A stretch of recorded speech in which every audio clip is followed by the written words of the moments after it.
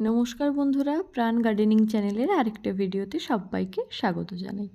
বন্ধুরা, আজ আমি আলোচনা করব যে ফলের গাছের কিভাবে মাটি প্রস্তুত করলে গাছগুলো লাগানোর পর তার ম্যাচুরিটি খুব সুন্দর হবে, গ্রোথ খুব ভালো হবে, ফলের কোয়ালিটি সাইজ দুটোই খুব সুন্দর হবে এবং আমরা কিভাবে গাছ ভরে ফল পেতে পারবো।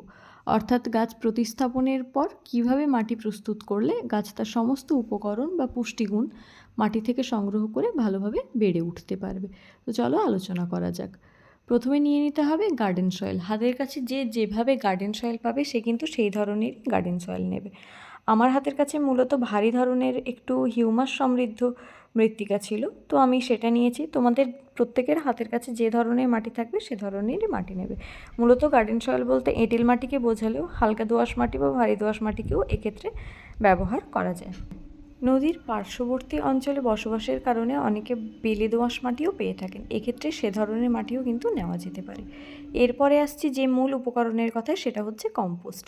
এক্ষেত্রে আমরা মূলত 3 ধরনের কম্পোস্ট ব্যবহার করতে পারি। 1, কাউডাং কম্পোস্ট বা গোবর সার। 2, পাতা পচা সার। আর 3, ভার্মি কম্পোস্ট। আমাদের খেয়াল রাখতে হবে যে কোনো কম্পোস্টই নিই না কেন সেটা যেন 1 বছরের বেশি পুরনো এবং পচানো হয়। অনেক অসাধু ব্যবসায়ী বর্তমানে তাদের ব্যবসা চালানোর জন্য কম্পোস্টকে ভালো করে না পচিয়েই বিক্রি করছে। সে ধরনের কম্পোস্ট ব্যবহার করলে কিন্তু গাছের ক্ষতি হতে পারে। তাই আমাদের শিওর হয়ে নিতে হবে যে কম্পোস্টটি যেন 1 বছরের পুরনো এবং পচানো হয়।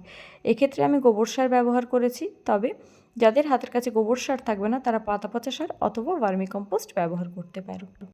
পার্মানেন্ট ফলের গাছের জন্য আমি সাধারণত কিচেন ওয়েস্ট কম্পোস্ট ব্যবহার করতে বারণ করে থাকি, কারণ এ থেকে প্রাপ্ত অভিজ্ঞতা আমার খুব একটা ভালো নয়। এতে আমি সাধারণত টেম্পোরারি গাছগুলোই করে থাকি। তবে কেউ যদি কিচেন ওয়েস্ট কম্পোস্টে ফল গাছের ভালো রেজাল্ট পান তারা তা ব্যবহার করতে পারেন। এরপরে আসছি যে উপকরণটির কথায়, সেটা হচ্ছে কোকোপিট। এক্ষেত্রে আমার কাছে কোকোপিট অ্যাভেলেবেল নেই, তাই কোকোপিটের পরিবর্তে আমি কাঠের মিল থেকে সংগ্রহ করা মিহি কাঠের গুঁড়ো ব্যবহার করেছি। তোমরা চাইলে ধানের তুষও ব্যবহার করতে পারো কোকোপিটের পরিবর্তে। অনেকে এক্ষেত্রে বলে থাকেন যে ধানের তুষ কিছুদিনের মধ্যেই পচে ফাঙ্গাস উৎপন্ন করে, ফলে কিছু হার্ড টাইপের গাছ এটা খুব সহজে সারভাইভ করতে পারলেও অন্যান্য গাছ সারভাইভ করতে পারে না। আমি আমার ব্যক্তিগত অভিজ্ঞতা থেকে দেখেছি যে ধানের তুষ দেওয়ার ফলেও আমার কাছে কিন্তু ফাঙ্গাসের অ্যাটাক হয়নি। তাই আমি এটাকে দিতে বলবো। কারো যদি ব্যক্তিগত অভিজ্ঞতা হাতে কলমে করার পর খারাপ হয়ে থাকে তাদের জন্য এটা অ্যাভয়েড করে যাওয়াই সবথেকে বেটার হবে। আসলে ফাঙ্গাসের অ্যাটাক অনেক সময়ই ডিপেন্ড করে কোনো জায়গার ওয়েদারের তারতম্যের ওপর। কোনো জায়গার ওয়েদার কেমন সেই অনুসারেও কিন্তু অনেক জায়গায় ফাঙ্গাস অ্যাটাকের প্রবণতা বেশি বা কম হয়ে থাকে। এক্ষেত্রে পূর্বোক্ত উপাদানগুলি আমি 2:2:1 অনুপাতে মিশিয়ে নিয়েছি। অর্থাৎ 2 ভাগ মাটির সাথে 2 ভাগ কম্পোস্ট এবং তার সাথে আমি 1 ভাগ কোকোপিট বা কাঠের গুঁড়ো মিশিয়েছি। যাদের ছাদ বাগানে লোড বেশি পড়ে যাওয়ার ভয় থাকবে তারা কিন্তু 2 ভাগ মাটির সাথে 2 ভাগ কম্পোস্ট অ্যাড করার পর 1 ভাগ কাঠের গুঁড়ো বা কোকোপিট মাটি প্রস্তুত করার সময় মিশিয়ে দিতে পারেন, এবং তারপর যখন গাছ প্রস্তুত করবেন তখন 1 ভাগ মাটির সাথে 1 ভাগ কোকোপিট বা কাঠের গুঁড়ো বা ধানের তুষ একসাথে মিক্সড করে তারপরে গাছ প্রতিস্থাপন করতে পারেন।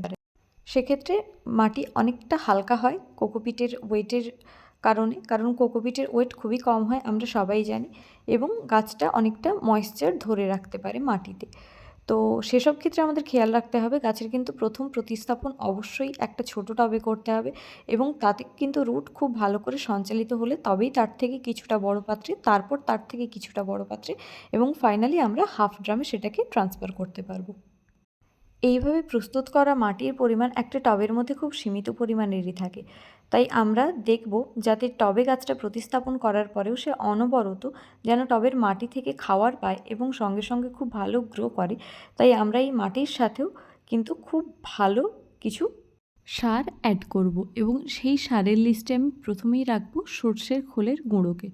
50 লিটারের হাফ ড্রামের জন্য সর্ষের খোলের গুঁড়ো 250 থেকে 300 গ্রাম পর্যন্ত ব্যবহার করা যায়। 25 লিটারের জলের জারের জন্য এর পরিমাণটা 125 গ্রাম পর্যন্ত ব্যবহার করা যায়, এবং 10 বা 12 ইঞ্চি টবের জন্য এটি 1 মুঠো পরিমাণ ব্যবহার করা যায়, এবং 6 ইঞ্চি পরিমাণের যে টব আছে তার জন্য খাওয়ার চামচে 1 চামচ পরিমাণ সর্ষের খোলের গুঁড়ো ব্যবহার করা যায়। এটি খুব ভালো নাইট্রোজেনের উৎস হিসেবে কাজ করে, এতে অল্প পরিমাণ ফসফেট, পটাশও থাকে। সর্ষের খোলের গুঁড়োর পর আমি প্রধানত যে উপকরণটি মাটির সাথে ব্যবহার করে থাকি সেটি হলো নিম খোল।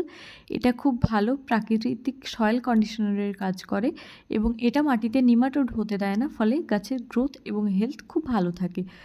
আমি মূলত সরিষার খোলের সমপরিমাণ নিমখোল ব্যবহার করে থাকি। কারো কাছে যদি এটি নিতান্তই অনুপস্থিত থাকে তারা অমিটও করতে পারো।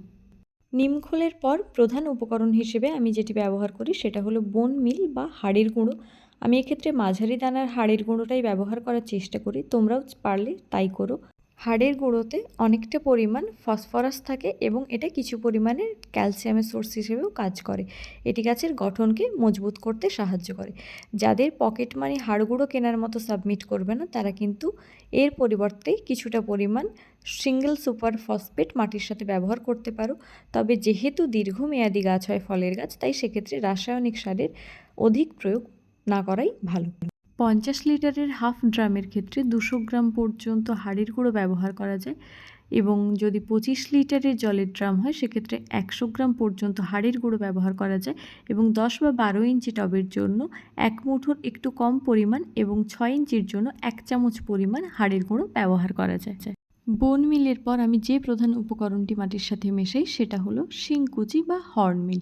এটা খুব ভালো স্লো রিলিজ নাইট্রোজেনের কাজ করে, যা গাছকে অনেক দীর্ঘ সময় পর্যন্ত খাবারের যোগান দেয়। আমি হাড় গুঁড়োর সম পরিমাণ শিংকুচি মাটির সঙ্গে মিশিয়ে থাকি। কারো কাছে যদি হর্ন মিল না থাকে তারা এটা অমিট করতে থাকো, সেক্ষেত্রে সর্ষের খোলের গুঁড়ো দিয়ে তারা ম্যানেজ করে দিও। তবে যারা পারবে তারা অবশ্যই এটা দিও, এটা মাটিকে ফাঁপিয়ে রাখতে খুব ভালো সাহায্য করে। ফলে গাছের গ্রোথ এবং হেলথ দুটোই খুব ভালো হয়। এই উপাদানগুলির সাথে মাটির পিএইচ ঠিকঠাকভাবে বজায় রাখার জন্য আমি যেটা ব্যবহার করি সেটা হলো চুন। 10 বা 12 ইঞ্চি টবের জন্য 1 চিমটে বা হাফ গ্রাম চুন ব্যবহার করা যায় এবং 50 লিটারের হাফ ড্রামের জন্য 3 থেকে 4 গ্রাম পর্যন্ত চুন ব্যবহার করা যায়। খেয়াল রাখতে হবে কোনোভাবেই যেন চুনের পরিমাণ এর থেকে বেশি না হয়, তাতে কিন্তু গাছ মারা পর্যন্ত যেতে পারে। চুনের পরিবর্তে জৈব খাবার হিসেবে অ্যাকোয়ামিক্স বা শঙ্খের গুঁড়ো ব্যবহার করা যেতে পারে। তবে তেঁতুল, কামরাঙা ইত্যাদি যেসব গাছ আম্লিক মাটিতে বেশি ভালো হয় সেসব মাটির সঙ্গে কিন্তু চুন কোনোভাবেই অ্যাড করা যাবে না, সেক্ষেত্রে কিন্তু গাছের বৃদ্ধি স্থগিত হয়ে যাবে। এইসব সারের সঙ্গে যারা জৈবভাবে পটাশের যোগান দিতে চাও তারা কিন্তু 10 বা 12 ইঞ্চি টবের জন্য 1 মুঠোর একটু কম কলার খোসার গুঁড়ো মাটির সাথে মিশিয়ে দেবে। যেহেতু এটা ডিকম্পোজড হতে সময় লাগে, এটা মাটির সাথে ডিকম্পোজড হয়ে সমপরিমাণ পটাশও উৎপন্ন করতে পারবে। তবে এটা একদমই অপশনাল, চাইলে দিতে পারো, না চাইলে নাও দিতে পারবে। মাটির সাথে সারটা আমার পুরো মেশানো কমপ্লিট হয়ে গেছে এবং এটা এই রকম একটা স্ট্রাকচার নিয়েছে এবং মাটিটা দেখলেই বোঝা যাচ্ছে যে এটা কতটা ঠিক ঝুরঝুরে হয়েছে। তো এইবার আমরা এক কাজ করব, এই গোটা যে মাটিটা আছে এটাতে হালকা হালকা করে জল স্প্রে করব, জল স্প্রে করে মাটিটাতে ভিজিয়ে দেব।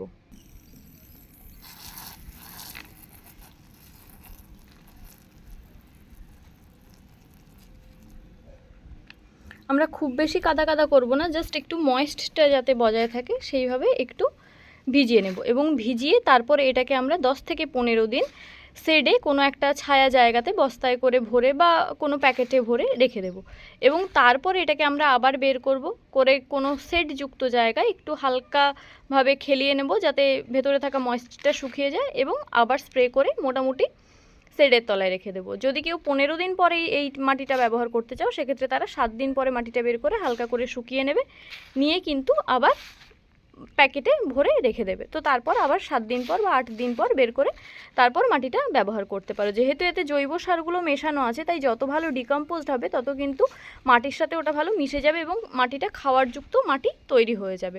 ফলে গাছ যখন আমরা প্রথম প্রতিস্থাপন করব সেক্ষেত্রে আমাদের কোনো রকম সমস্যা হবে না। আমরা কিন্তু তখন দেখব যে গাছ এই মাটি থেকে তার প্রয়োজনীয় উপাদানগুলো খুব সহজে গ্রহণ করতে পারছে।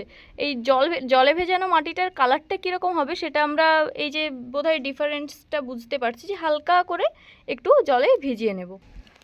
আমি মাটিটা ভেজানোর পর কালারটা কীরকম হবে সেটা তোমাদের সাথে শেয়ার করলাম।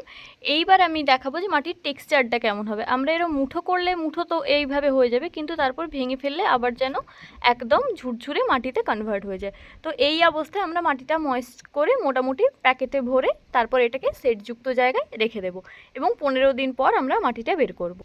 তো এই প্রসেসে আগে থেকে প্রিপেয়ার্ড মাটির একটু স্যাম্পল আমি তোমাদের দেখাচ্ছি। এর মধ্যে কিন্তু এই ধরনের ছোট ছোট দানা কিছু থাকতে পারে, এবং থাকলেও সেটা কোনো সমস্যার কারণ নেই, কারণ ফল গাছের ক্ষেত্রে এই ধরনের ছোট ছোট যদি দানা থাকে তাহলে গাছের রুটের সঞ্চালনে খুব সুবিধে হয় এবং সেক্ষেত্রে গাছের বৃদ্ধিও ভালো হয়।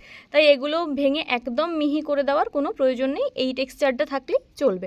তো এরকম মাটিতে যদি আমরা ফলের গাছ প্রতিস্থাপন করি তাহলে কিন্তু ফলের গাছটা খুব সুন্দরভাবে গ্রোথ নেবে। বন্ধুরা, এই ছিল আমার ফলের গাছ তৈরি করার মাটি সংক্রান্ত খুঁটিনাটি বিষয়। ভিডিওটা ইনফরমেটিভ মনে হলে অবশ্যই লাইক করো, কেমন লাগলো তা আমাকে কমেন্ট করে জানিও। ভিডিওটা ভালো লাগলে তোমার বাগানি বন্ধুদের সাথে শেয়ার করো।